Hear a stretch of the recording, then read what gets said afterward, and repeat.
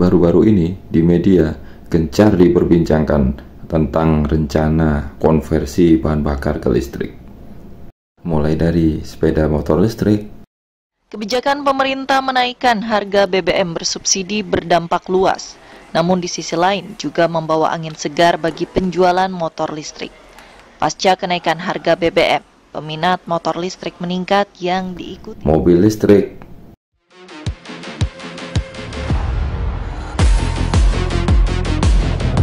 Mobil listrik kini seakan menjadi primadona di dunia otomotif. Nah, ada yang menarik pemirsa di pameran Indonesia International.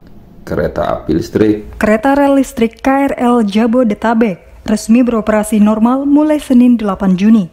Pengoperasian ini merupakan bagian dari fase pertama pembatasan sosial berskala besar PSBB transisi di DKI Jakarta. Dan yang terakhir yang sangat ramai dibicarakan mengenai konversi dari kompor gas ke kompor listrik. Gedung Sate Bandung, Jumat 19 Agustus. Lomba memasak menggunakan kompor induksi ini sekaligus untuk menyosialisasikan kepada masyarakat pentingnya beralih dari kompor gas ke listrik. Gubernur Jawa Barat. Sekarang yang ada di benak saya dan mungkin ada di benak kalian, apa sih sebenarnya listrik itu? Bagaimana listrik ditemukan? Dan bagaimana sejarah penemuan listrik? Baiklah, mari kita sama-sama cari tahu bagaimana listrik ditemukan dan bagaimana sampai bisa dipergunakan seperti sekarang ini. Teknologi yang berkembang dan kita nikmati saat ini tidak lepas dari yang namanya listrik. Bahkan bisa dibilang teknologi yang kita nikmati saat ini pada dasarnya merupakan pengembangan dari yang namanya listrik. Bayangkan, jika tidak ada listrik, saya tidak bisa membayangkan bagaimana bila tidak ada listrik. Bagaimana saya bisa melengkapi aktivitas rebahan saya?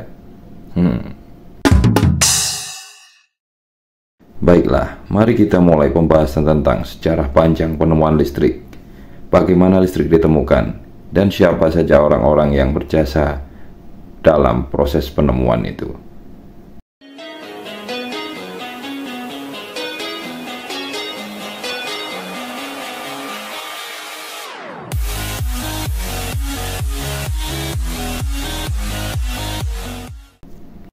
Sejarah penemuan listrik sangat panjang. Listrik tidak ditemukan langsung seperti saat ini. Seperti menemukan colokan kosong di tembok. Pada awalnya, manusia merasakan energi yang tidak terlihat itu dengan secara tidak sengaja. Untungnya, manusia yang merasakan fenomena tersebut tidak menghubungkan dengan hal-hal gaib yang mungkin akan takut padanya atau mungkin menyembahnya.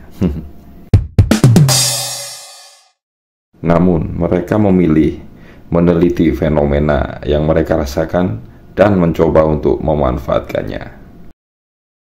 Adalah Thales, seorang pemikir Yunani yang hidup antara tahun 640 sampai 546 sebelum Masehi. Beliau mengamati fenomena gesekan antara batu ambar dan bulu kucing yang dapat menarik rumput kering. Bagi kalian yang belum tahu, batu ambar adalah resin dari pohon yang sudah menjadi fosil. Dan karena warna dan motifnya yang cantik, batu ambar sering dipergunakan sebagai bahan baku untuk pembuatan perhiasan seperti liontin.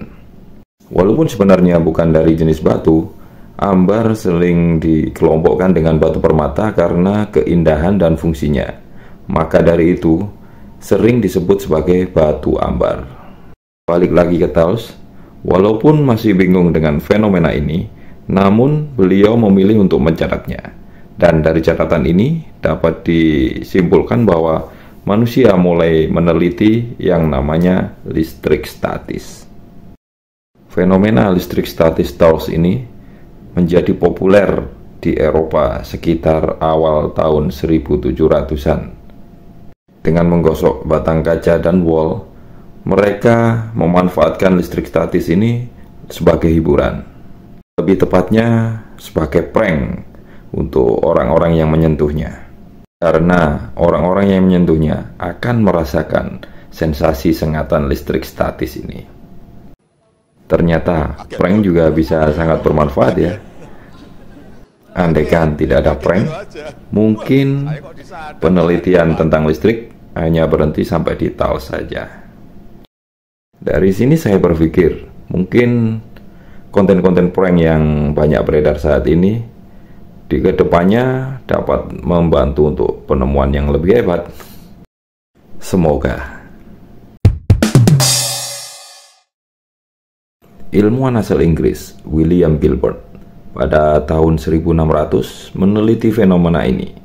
Beliau menemukan adanya gaya tarik listrik dan medan listrik pada fenomena tersebut.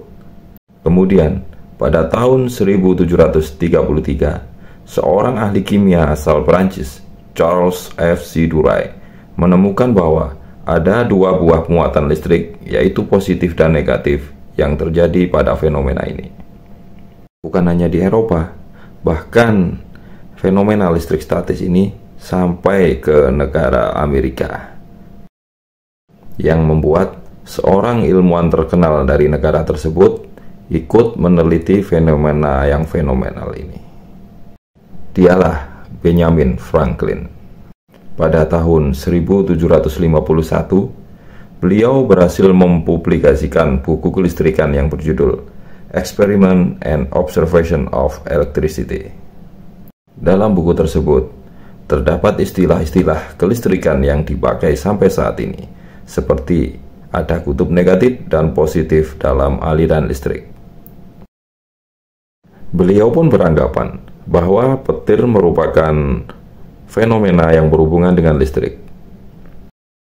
Dan untuk membuktikannya, beliau melakukan eksperimen yang sangat terkenal, yaitu menerbangkan layang-layang saat terjadi hujan badai. Jika kalian berpikir eksperimen tersebut untuk menangkap petir dengan layang-layang, jangan khawatir. Saya juga dulu berpikir begitu. Namun, bukan itu sebenarnya yang terjadi. Tujuan sebenarnya dari eksperimen ini adalah untuk membuktikan bahwa hujan dapat menghasilkan listrik statis yang besar-besaran. Dan eksperimen ini berhasil mengalirkan listrik statis dari awan ke tubuhnya melalui benang layang-layang. Ini dibuktikan dengan adanya sengatan kecil listrik yang dirasakannya, walaupun tidak ada petir saat itu. Eksperimen ini juga membuktikan bahwa listrik dapat dikendalikan dan mungkin kedepannya bisa dimanfaatkan. Hasil eksperimen tersebut membuatnya viral di seluruh dunia dan membuat fenomena listrik ini menjadi lebih menarik untuk diteliti. Penemuan-penemuan besar tentang kelistrikan mulai banyak bermunculan setelah eksperimen Franklin ini. Alessandro Volta, seorang fisikawan dari Italia, pada tahun 1800 berhasil menemukan teknologi baterai sebagai sumber listrik. Kemudian, pada tahun 1808, Humphrey Davy berhasil merubah energi listrik menjadi cahaya dalam lampu busurnya. Penemuan-penemuan tersebut terus berlanjut hingga sampailah pada seorang ilmuwan listrik asal Inggris bernama Michael Faraday. Beliau lahir di Newington, Inggris pada tahun 1791. Sebelum menjadi ilmuwan, beliau pernah bekerja di penjilitan buku. Dan dari sinilah beliau berkesempatan membaca catatan tentang penelitian listrik yang akhirnya dapat membawanya untuk diundang di perkuliahan ilmuwan terkenal Humphrey Davy, bahkan menjadi asisten lab Humphrey Davy. Di laboratorium inilah Faraday mulai penelitiannya tentang listrik. Penemuan tentang fenomena elektromagnetik merupakan penemuan beliau yang paling terkemuka. Lewat baterai, beliau mengamati bahwa dengan lilitan tembaga yang terhubung ke baterai ternyata menyebabkan medan magnet. Kemudian, beliau berasumsi bahwa apabila listrik dapat menghasilkan magnet, maka magnet pun pasti bisa menghasilkan listrik. Faraday pun mencoba melilitkan kawat tembaga ke sebuah magnet dan kemudian mendapati bahwa ada aliran listrik yang mengalir saat magnet digerakkan.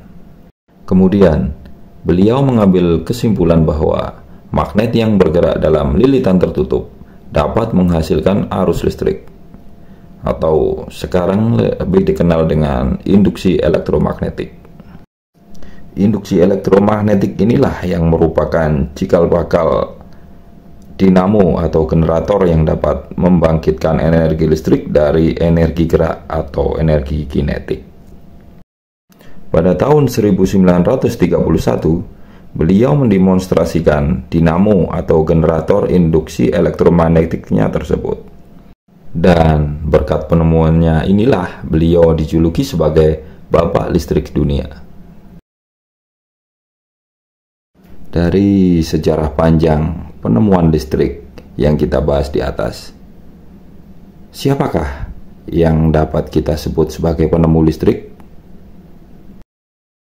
Terima kasih sudah mengikuti pembahasan yang panjang ini sampai selesai. Apabila ada fenomena yang ingin kita ketahui bersama, silahkan tulis di kolom komentar. Terima kasih.